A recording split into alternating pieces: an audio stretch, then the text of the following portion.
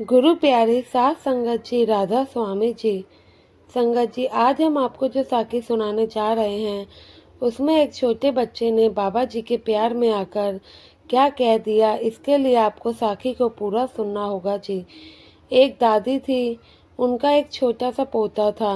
दादी सत्संगी थी, उसने अपने प्यारे प्यारे बाबा जी से नामदान भी ले रखा था। वह सत्संग घर में सेवा पर भी जाती थी और साथ में अपने पोते को भी लेकर जाती थी। दादी घर में जब भी कुछ मीठा बनाती या फिर बाजार से कुछ मीठा खाने को आता तो दादी सबसे पहले एक प्लेट में डालकर बाबा जी को भोग लगवाती थी। उसके बाद ही अपने परिवार और बच्चों को खाने के लिए देती थी। जब वह बच्चा छोटा था तो वह कहीं पर भी घूमने जाता था तो उसकी मम्मी कहती थी, बेटा जल्दी चलो, घर में दादी अकेली है। तो वह छोटा सा बच्चा कहता था, दादी अकेली नहीं है, दादी के साथ बाबा जी हैं।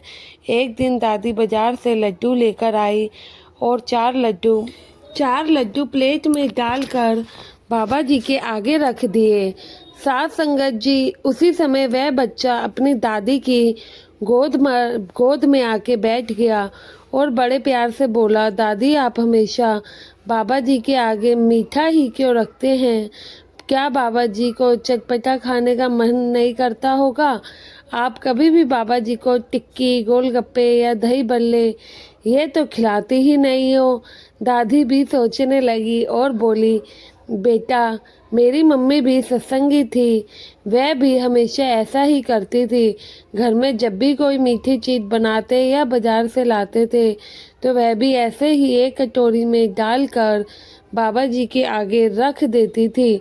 मेरी भी यही आदत बन गई, परंतु मैंने यह तो कभी नहीं सोचा कि बाबा जी को चटपटा भी अच्छा लगता है।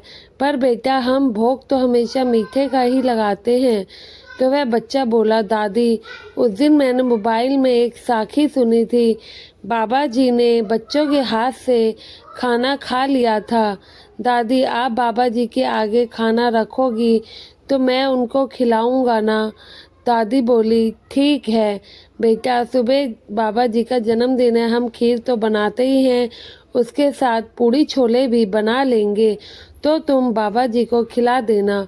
दादी की यह बात सुनकर बच्चा बहुत ही ज़्यादा खुश हो गया और अगले दिन उसकी दादी ने खीर, पूड़ी, हलवा और छोले भी बनाए।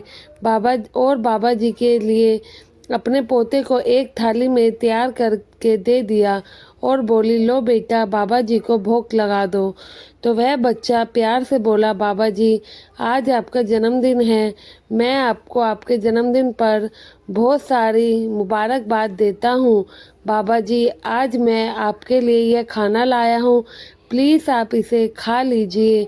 वह बच्चा थोड़ी देर बाबा जी के आगे हाथ जोड़कर आंखें बंद करके बैठा रहा। थोड़ी देर बाद फिर उसने बाबा जी के मुंह के आगे जैसे ही एक बाइट लगाई तो सदगुरु जी ने उसे खा लिया। वह बच्चा बहुत खुश हुआ और बोला, देखो बाबा जी ने मेरे हाथ से भी खाना खा लिया है। दादी बोली, नहीं ये तूने खाया होगा। वह बोला, नहीं दादी सच में ये बाबा जी ने खाया है। दादी सुनकर बहुत हैरान हो गई कि बाबा जी का शुक्र है अदा करने लगी। यह सच्ची बात हमें उस बच्चे की मम्मी ने बताई थी और कहा था कि आप इसे साखी में ज़रूर लिखें, हम उनके बहुत बहुत शुक्रगुजार हैं। साथ संगत जी, सच्चे दिल से अगर किसी को चाहो और वो ना मिले, ऐसा नहीं हो सकता है। जैसे कि हम कहते हैं, हमें अपने गुरु पर अटूट भरोसा होना चाहिए, जो भी वह करेंगे हमारे लिए सही ही होगा।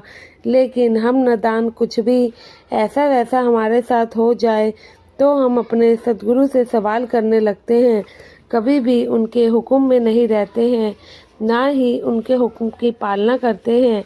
बाबा जी तो वैसे भी बच्चों से बहुत प्यार करते हैं क्योंकि वह होते ही मासूम हैं। शुरू से अपने बच्चों को सत्संग घर लेकर जाना और अच्छी अच्छी आदतें सिखाना भी हमारा ही काम है, जिससे बच्चे रूहानियत के सफ़र पर चल सके और बाबा जी जो कि बच्चों के लिए स्पेशल सत्संग करते हैं उनको सुन सके, वह भी उसी राह पर चलेंगे तो उनका भी बेड़ा पार हो पाएगा। गुरु प्यारी साध संगत जी, अगर आपने अपने ही चैनल को सब्सक्राइब नहीं किया है तो सब्सक्राइब कर हिस्सा ज़रूर बने जी। गुरु प्यारी साध संगत जी, आप सभी को राधा